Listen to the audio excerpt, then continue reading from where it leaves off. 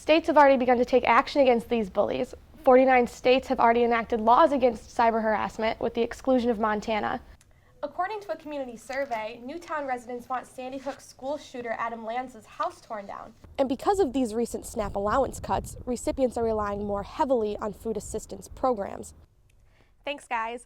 A recent poll shows that the amount of Americans without health insurance has dropped to 15.6%. The stand will open on Saturday, the 150th anniversary of the first race meet held in 1863. To help alleviate the dramatic crime increase, New Haven has begun to put police mobile patrol units outside of the city's weekend hotspots. Studies show that childhood obesity rates have declined, but that might just be an illusion. This holiday season, some families will be struggling more than others. Since November 1st, the Supplemental Nutrition Assistance Program, better known as food stamps, have been cut as part of the American Recovery and Reinvestment Act. More than 424,000 people in Connecticut who rely on SNAP who have seen their benefit cut. And these cuts equal about 1.4 million meals a month in Connecticut that are now lost. The cuts will depend on the size of the household.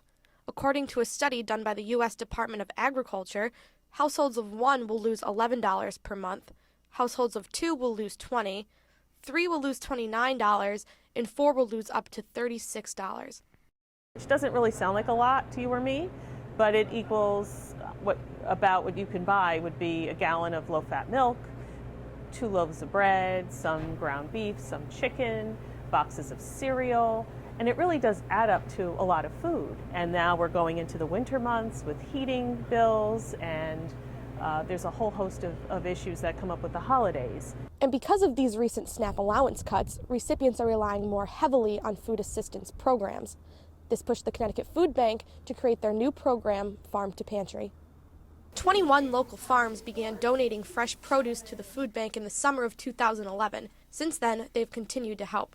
Last year alone, the Farm to Pantry program helped the Connecticut Food Bank to increase their distribution of fresh produce by 40%. This came out to be about 3.9 million pounds of food. Blue Hills Orchard in Wallingford has been donating for 6 years. Owner Eric Henry finds this to be helpful to both his mind and his business. Oh, it's great. It's a great feeling. It is very satisfying.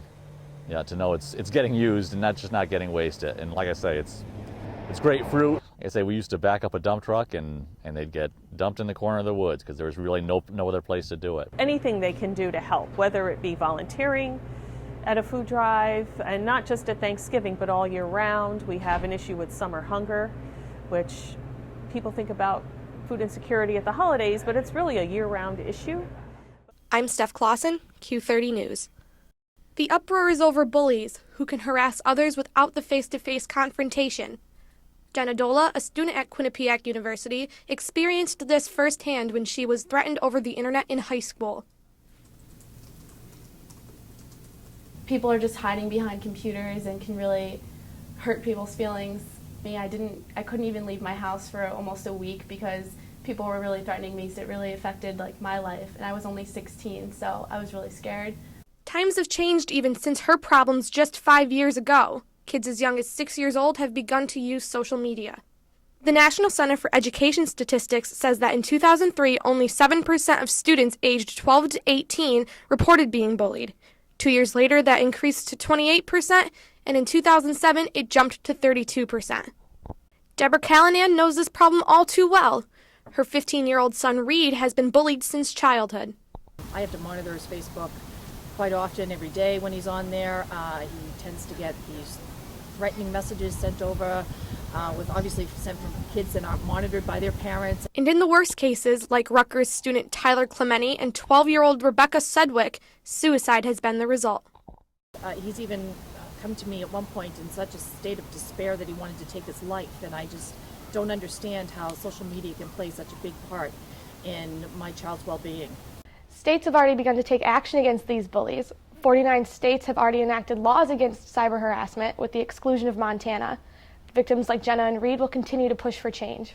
In Hamden, Steph Klausen, Q30 News. It really doesn't matter who you ask in New Haven. I know there were some shootings at the clubs down that way. They pulled a gun on my friend, and he kind of took a step back and saw him pointing at his face. I've had friends in New Haven that have had knives pulled on them. It definitely isn't the safest place to be. Based on a study done by the Wall Street Journal Market Watch, in 2011 there were 766 robberies and 34 murders in the city. In 2012, the number of robberies jumped to 844, while murders went down to 17. The number of aggravated assaults continue to rise, making New Haven the 8th most dangerous city in the country. Going to bars, going out at night, obviously it gets a little bit more dangerous at night. Danger that New Haven resident Anthony Russell believes is especially threatening for college students. These people come out knowing they're going to get a rise out of the students. I mean, they're going to mess with the students. The students are obviously, intoxicated, and they're gonna give them a hard time, and they know what the students are gonna do. The students are gonna start throwing punches. There's gonna be an altercation. Someone's gonna say something. And with dozens of bars lining Crown Street and Temple alone, New Haven officials realized something needed to be done. To help alleviate the dramatic crime increase, New Haven has begun to put police mobile patrol units outside of the city's weekend hotspots. These units stand outside of the various bars and nightclubs frequented by college students to help ensure their safety. I see the police every time I go out. They're on every corner. There's at least 2 in front of every one of the more popular bars or clubs. And basically what they do is they take care of all these altercations. So there's somebody who stays like every weekend night with us because stuff does get kind of rowdy in here. Rowdiness that has New Haven police officers believing that their increased presence will help solve some of the problems. If you run into a problem or anything like that, you need somebody to turn to, and you can't just feel like you're out there alone. The increased police presence will run until the end of December. In New Haven, I'm Steph Klausen, Q30 News.